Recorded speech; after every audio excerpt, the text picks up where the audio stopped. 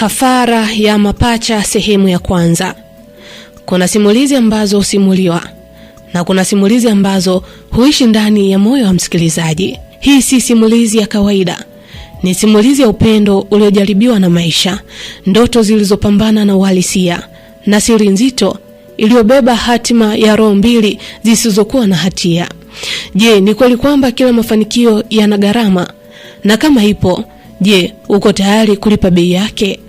Karibu sikilize Kafara ya Mapacha, simulizi yenye kisa cha kweli, simulizi yenye mkasa wa kweli, simulizi ya kusisimua. Mtunzi na msimuliaji wa simulizi hii ni mimi, Faraja Simkwai. Unaweza kunipata katika mitandao ya kijamii, Facebook, Instagram pamoja na TikTok, napatikana kama Faraja Simkwai. Lakini pale YouTube unaweza kusearch Chemchem ya Simulizi. Basi simulizi yetu inaanzia katika kijiji kidogo kilichojulikana kwa jina la Mlima Mwema. Kijiji kilichostawi kwa uzuri wa asili, lakini kilifichwa na ukimya wa umaskini uliotawala maisha ya wakazi wake. Ndani ya kijiji hicho aliishi kijana mmoja aliyeitwa Abeli. Alikuwa ni kijana wa kawaida kwa macho ya wengi, lakini mwenye ndoto zisizo za kawaida moyoni mwake. Abeli alitamani zaidi ya kile kijiji chake ambacho kingeweza kumpa. Abeli alitamani maisha yenye heshima, maisha ambayo yangempa uwezo wa kumlinda na kumfurahisha mke wake. Mke wake Abeli aliitwa Amina. Amina alikuwa ni mwanamke aliyebeba uzuri wa ndani, uzuri uliovutia zaidi kuliko hata sura yake. Upendo wa Amina kwa Abeli haukuwa wa kawaida. Ulikuwa ni upendo wa dhati, wa kujitoa na wa kuvumilia hata pale ambapo matumaini yalionekana kufifia kabisa. Lakini maisha yao hayakuwa rahisi hata kidogo. Kila siku ilikuwa ni mapambano, chakula, mavazi na hata matumaini vilihitaji juhudi kubwa kupatikana. Na kana kwamba hilo alikutosha, Amina alikuwa na ujauzito wa miezi 3. Basi usiku mmoja kimya kizito kilitanda ndani ya nyumba yao ndogo ya udongo. Mwanga wa taa ya chemli uliotetemeka taratibu ukitoa vimvuli vilivyocheza ukutani. Abeli alikuwa amekaa kimya kwa muda mrefu. Mawazo yake yalikuwa mbali sana. Abeli akamwita mke wake Amina. Akasema, "Amina mke wangu." Amina aliitika, akasema, "Abe mume wangu, nakusikiliza." Abeli alivuta pumzi ndefu, kana kwamba alikuwa anakusanya ujasiri wa kuweza kumwambia kitu alichokusudia kumwambia mke wake. Abeli akaanza kwa kusema, akasema, "Unajua mke wangu, yani nimefikiria sana kuhusu haya maisha ambayo tunaishi. Yani nimeona kama tutaendelea kuishi katika kijiji hichi cha Mlima Mwema, hatuwezi kutoboa maisha hata siku moja." Amina alikunja uso kidogo, kisha akamgeukia mume wake na kumwambia, akasema, "Unamaanisha nini Abeli mume wangu? Kwa nini unahisi hivyo? Maisha ni kupambana mume wangu. Leo kwa wengine, huenda kesho ikawa yetu. Hatutakiwi kukata tamaa mapema kiasi hicho mume wangu." Abeli akamwambia Amina, "Natambua mke wangu, natambua kile unachokiongea, lakini nimetafakari sana. Nimeona katika kijiji hichi hatuwezi kutoboa. Hebu angalia watu ambao tumewakuta. Mimi kuna baadhi ya watu ambao nimewaona tangu nikiwa mdogo. Wanaishi maisha ya taabu sana, maisha ya kuombaomba, maisha ya kuhangaika. Lakini baadhi ya watu ambao wametoka nje ya kijiji chetu, wakirudi wanakuja wamefanikiwa na hawatamani tena kurudi katika kijiji hichi. Yani sijui kijiji hichi kina mkosi gani." Amina alimwangalia sana mume wake, kisha akasema, "Ulikuwa unafikiria nini mume wangu?" Abeli akasema, "Nina wazo. Kuna mtu ambaye niliongea naye miezi michache iliyopita. Yeye anaishi jijini Dar es Salaam. Aliniambia kule jijini Dar es Salaam fursa ni nyingi sana. Tunaweza tukapambana na tukajipata, na tunaweza tukatengeneza familia iliyo bora. Yani tusiishi tu bora tunaishi mke wangu. Mimi sitamani kuishi maisha ya kimaskini." Abeli alizungumza maneno haya kwa sauti ya uhakika, ingawa ndani yake kulikuwa na hofu. Abeli akaendelea kusema, akasema, "Mke wangu Amina, nataka niishi maisha bora kwa ajili yetu. Nataka tutengeneze maisha bora kwa ajili yetu na kwa ajili ya kizazi chetu. Na kwa ajili ya mtoto wetu aliyepo tumboni kwako. Najua bado ni mchanga na tumbo bado kabisa halijaanza kuonekana. Ndani ya miezi hiyo iliyosalia tunaweza kufanya kitu." Basi Amina baada ya kusikia maneno hayo kutoka kwa mume wake Abeli, Amina alishika tumbo lake pole. Ndani yake kulikuwa na uhai mdogo ambao tayari ulikuwa sababu ya maamuzi makubwa ambao alitakiwa kuyafanya. Amina akaongea kwa sauti ya chini. Akasema, "Sawa mume wangu, nakuelewa na natambua kile unachokisema. Na ninajua kuwa maisha si rahisi. Sawa, mimi nitafanya kile ambacho utakuwa umeamua wewe. Madam nakupenda na ninakuamini pia, na imani utanipeleka sehemu salama zaidi kuliko hapa. Basi baada ya Amina kuongea maneno hayo, Abeli alimtazama machoni mke wake. Kisha akamwambia kwa neno la utani, akisema, najua mke wangu, najua maisha hapa si rahisi, lakini huko ambako tunaenda huenda kuna nafasi ya kupambana zaidi ya hapa. Usijali kipenzi changu, nataka siku moja uje uishi gorofani, utembelee magari ya kifahari, ulale katika kitanda kizuri. Achana na hichi kitanda cha ajabu ajabu, yani muda wote tusipoweka viegamio basi tunaweza tukajikuta chini, au sio mke wangu? Amina alicheka tu, akasema, najivunia sana kuwa nawe mume wangu. Najivunia kuona kwamba unatamani twende mbele zaidi ya hapa. Asante sana mume wangu kwa kunijali mimi pamoja na kijacho yetu. Nakupenda sana mume wangu. Na huo ndio ulikuwa mwanzo wa safari yao. Safari ya Amina na Abeli, safari ya wapenda nao, safari ya matumaini. Basi Abeli pamoja na mke wake Amina walipofika jijini Dar es Salaam, maisha hayakuwa rahisi hata kidogo kama walivyotegemea. Jiji la Dar lilikuwa ni kubwa, lenye pilika nyingi, kelele za magari na watu waliokuwa kikimbizana na muda. Kwa wengine jiji lile lilionekana kama mahali pa fursa, lakini kwa Abeli na Amina lilianza kuonyesha sura yake nyingine kabisa, sura ya mapambano yasiyo na huruma. Basi walibahatika kupata chumba kidogo katika eneo la pembezoni mwa jiji. Chumba kilikuwa na joto kali mchana na baridi kali usiku. Chumba kilikuwa na nafasi ya kutosha, lakini kilikuwa ndio mwanzo wa maisha yao mapya. Basi siku zilivyozidi kwenda, hali ilizidi kuwa ngumu kwa upande wao. Kazi haikuwa rahisi kupata kwa Abeli. Abeli alizunguka kila kona akitafuta ajira. Alitafuta ajira viwandani, kwenye maghala, hata kubeba mizigo sokoni. Lakini kila mahali alikutana na majibu yale yale kwamba nafasi za kazi zimeisha. Abeli alijikuta ni mtu wa kutangatanga, wa kutapatapa. Kuna wakati alikosa hata pesa ya kula tu. Na kuna muda ilifika wakati hana hata pesa ya kuweza kulipia kodi. Na kodi ilipofika, kabla hata hajajipanga, madeni yakaanza kukua taratibu kama mzigo usionekana lakini unaouma. Kila kona kulikuwa na changamoto kwa upande wa Abeli. Na jambo lililozidi kumpa wakati mgumu Abeli ni kuona mke wake Amina akizidi kudhoofika. Ujauzito wake wa Amina uliendelea kukua, lakini hali yao ya maisha haikutoa nafasi ya utulivu. Wakati mwingine Abeli pamoja na mke wake Amina walilala njaa, wakati mwingine walikula mlo mmoja kwa siku. Basi usiku mmoja wakiwa wamepumzika Amina pamoja na Abeli, Amina alikaa kimya akimtazama mume wake. Macho yake alimtazama sana Abeli aliyekuwa ameinama kwa mawazo mazito.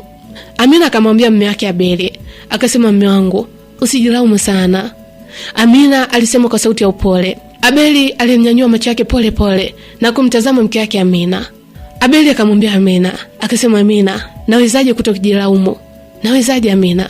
Nilizani ninakutoa kijijini na kukuleta hapa utakuwa na maisha mazuri zaidi. Nilikuahidi maisha bora Amina, lakini angalia namna tunavyoishi sasa. Na kuonea aibu. Amina alitabasamu kidogo, tabasamu lililobeba maumivu lakini pia yenye upendo wa dhati. Amina akamwambia Abeli, akisema, jamani Abeli mume wangu, ni nini hicho ambacho unakiwaza? Mimi labda nilijua unawaza namna gani ya kuendelea kupata pesa, ya kutafuta kazi ambayo itatupatia kipato angalau kidogo. Kumbe unaniwaza mimi eti umenitoa kijijini na ukanileta hapa. Kwani nimekuja peke yangu hapa mjini? Si nimekuja nawe mume wangu? Mimi nilikuja kwa sababu yako Abeli, na si kwa sababu ya maisha, na bado niko hapa pamoja na wewe. Tafadhali naomba usijiumize sana. Maneno yale Amina alimgusa sana Abeli moja kwa moja hadi moyoni mwake. Lakini ndani yake Abeli alihisi kama muda ulikuwa unamwacha nyuma. Alijua wazi kwamba ikiwa hatapata suluhisho mapema, mambo yangekuwa mabaya zaidi. Basi siku hiyo ilipita, na siku moja jioni, baada ya ukimya mrefu uliotawala ndani ya chumba chao kidogo, Amina alimgeukia Abeli kwa utulivu ule ule aliokuwa nao siku zote. Amina akamwambia, Abeli. Amina aliita kwa sauti ya chini lakini yenye uzito wa mawazo. Abeli akasema, ndio mke wangu, nakusikiliza. Abeli alijibu huku akiwa bado aminama, akichezea mikono yake kwa mawazo. Amina akasema, mume wangu, najua maisha ni magumu, lakini hatupasi kukata tamaa. Tusitakiwe kabisa kukata tamaa. Nilikuwa nawaza kwamba kwa nini tusijaribu hata kuanzisha biashara ndogo? Yaani tukaanzisha hata genge tu la kuuza vitu vya kawaida. Angalau tunaweza kupata kitu cha kukidhi mahitaji ya nyumbani. Abeli alinyanyua macho yake na kumtazama Amina kwa muda. Wazo hilo lilionekana rahisi, lakini kwa upande wa Abeli lilihitaji kitu ambacho hakuwa nacho. Yani wazo hili lilihitaji mtaji, na wakati huo Abeli alikuwa hana hata senti 100 mfukoni. Lakini kwa sababu ya upendo wake kwa Amina, Abeli alikubali kujaribu. Na siku chache baadaye Abeli alijaribu kukopa hapa na pale mtaji, na hatimaye Abeli alifanikiwa kuanzisha genge dogo pembeni ya barabara katika mitaa ya Dar es Salaam. Abeli alikuwa anauza bidhaa za kawaida, alikuwa anauza nyanya, vitunguu na baadhi ya vitu vidogo vidogo vya matumizi ya kila siku. Mwanzoni Abeli alijawa na matumaini, lakini matumaini hayo hayakudumu hata kidogo.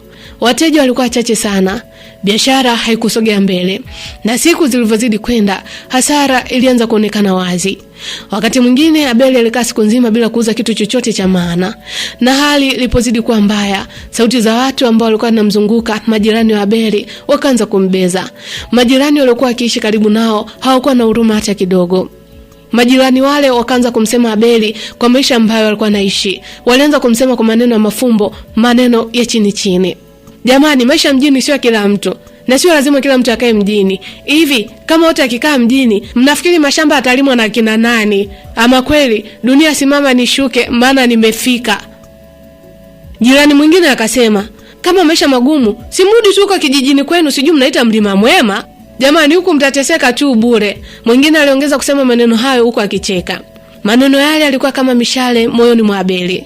Kila aliporudi nyumbani jioni, uso wake ulikuwa umejaa uchovu na huzuni iliyofichika.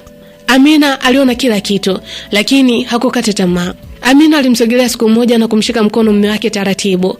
Akamwambia mume wake, akasema, najua ni namna gani ambavyo unaumizwa na maneno ya watu, lakini kitu kimoja ambacho nakusihi mume wangu, tafadhali naomba usisikilize maneno yao. Usisikilize maneno ya watu. Tunaishi kwa ajili yetu, atuishi kwa ajili yao. Na kila mwanzo huwa ni mgumu. Wanasema kwamba hata ubuyu ulianza kama mchicha mume wangu. Hata hao matajiri wa saizi ukiuliza historia zao, watakwambia walianza kuuza karanga na hatimaye wakafika pale walipo. Tafadhali usiumie kwa maneno yao. Unaniumiza na mimi na unamuumiza na mtoto aliyepo tumboni. Mimi mbona nakuelewa mume wangu? Kama mimi ninakuelewa, wao ni wakina nani mpaka washindwe kukuelewa? Lakini pamoja na maneno hayo ya Amina kuendelea kumfariji mume wake Abeli, lakini ukweli uliendelea kuwa ule ule. Biashara bado ilikuwa mbovu. Biashara ilikuwa ni ngumu. Madeni yalikuwa yanaongezeka siku baada ya siku, na heshima yao mbele ya watu ilikuwa ikizidi kupotea. Ndani ya moyo wa Abeli kila kitu kilianza kubadilika. Abeli hakutaka kushindwa, hakutaka kurudi kijijini akiwa hana kitu. Alitamani kuthibitisha kuwa anaweza kwa gharama yote ile, iwe mvua, iwe jua. Basi siku moja Abeli akiwa katika pilika zake za kila siku, akizunguka mitaa ya Dar es Salaam kutafuta riziki, ghafla alisikia mlio wa honi nyuma yake. Abeli aligeuka kwa mshangao. Mbele yake lilisimama gari la kifahari, gari safi lenye kung'aa, kitu ambacho hakikuzoeleka kabisa kwenye maisha yake ya sasa. Basi dirisha la gari lile lilishuka pole pole, na sauti kutoka ndani ya gari ilisikika ikisema, Abeli, hivi ni wewe kweli Abeli au macho yangu? Sauti ile ilisikika ikimuuliza Abeli kwa sauti ya mshangao. Abeli alikodoa macho kwa sekunde chache, kisha uso wake ukabadilika. Akasema, ewa, Musa. Hivi ni wewe Musa wa Mlima Mwema kweli? Au nakufananisha?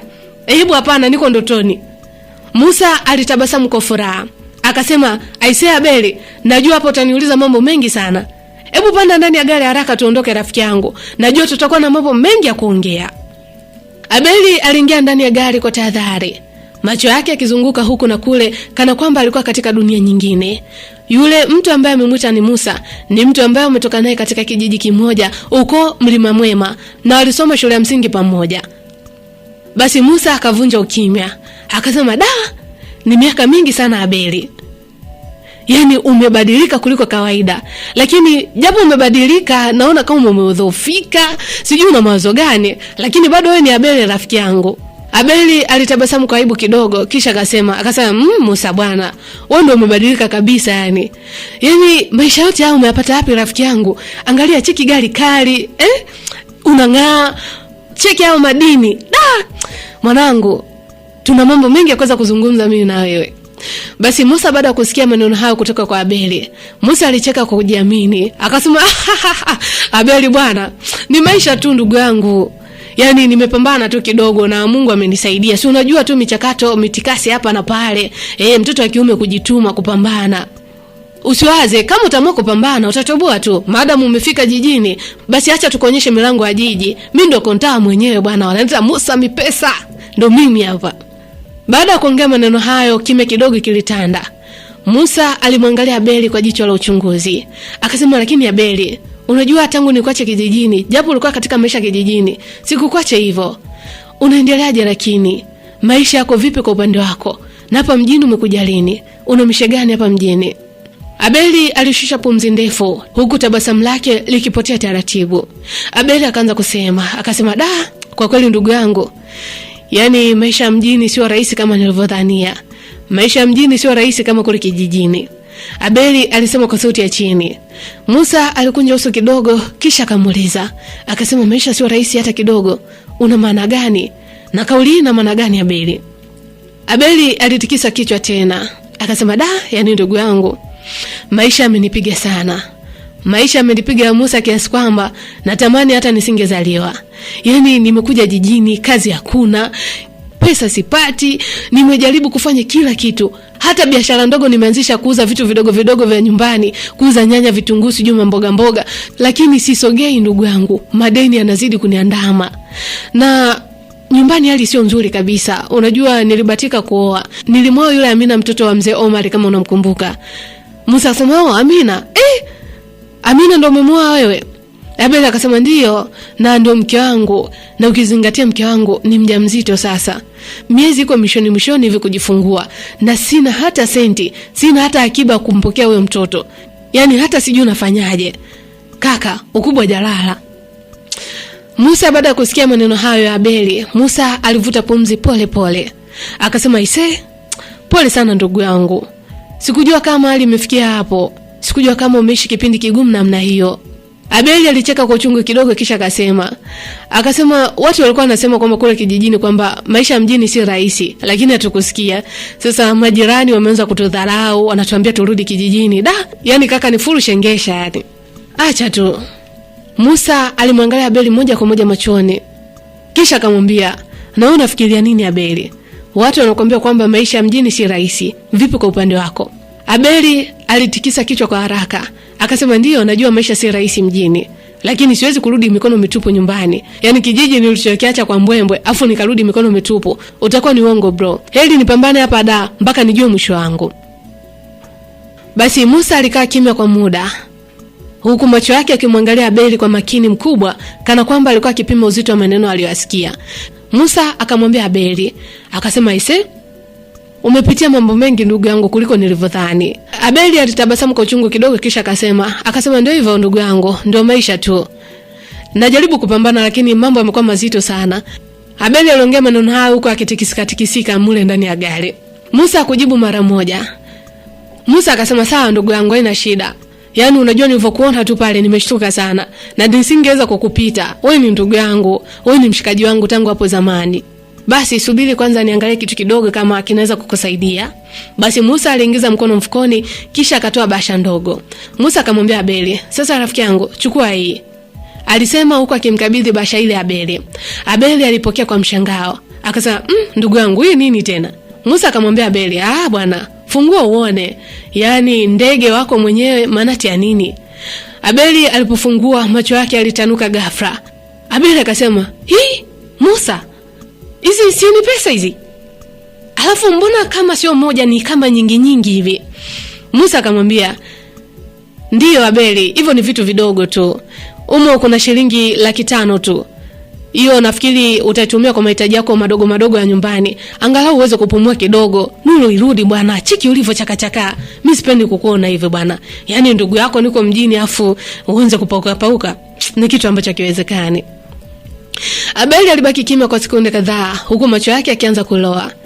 Abeli alitoa chozi, akasema, hapana Musa, hichi si kitu kidogo. Na kwa nini unipe pesa zote hizi kiasi hichi? Nipe pesa ndogo tu, hata 100,000 tu mimi inanitosha. 500,000 yote ya nini ndugu yangu? Yani hapa tu umenisaidia vya kutosha. Yani kunipa tu muda wako niweze kuongea matatizo yangu, umenisaidia vya kutosha. Musa alitikisa kichwa kwa msisitizo, akasema, Abeli bwana, usibishe na usikatae hizi pesa. Hili sio deni, mimi sikukopesha Abeli. Huu ni msaada tu ambao mimi ninautoa kwa rafiki yangu. Tumetoka mbali pamoja, kumbuke hilo Abeli. Basi Abeli alishusha pumzi ndefu, akihisi uzito moyoni mwake ukipungua kidogo. Akasema, kaka, asante sana. Asante sana Musa. Yaani sijui nianzie wapi kukuonyesha shukrani zangu. Musa alitabasamu kidogo kisha akasema usijali kuhusu hilo. Mimi nafurahi tu umepokea changu kidogo. Kisha uso wa Musa ukabadilika kidogo, alionekana kama ni mtu mwenye jambo lingine la kusema.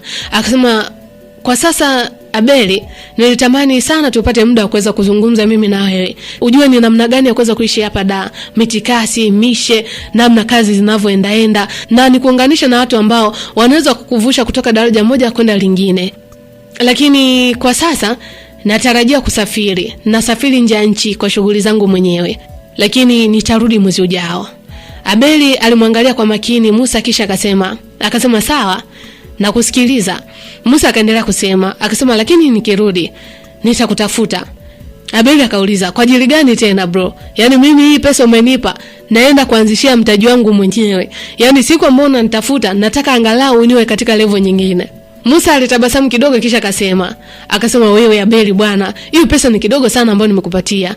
Yaani namaanisha nitakupa mbinu za kupata pesa, sio hizi za kubahatisha tu. Nitakupa mbinu za kweli.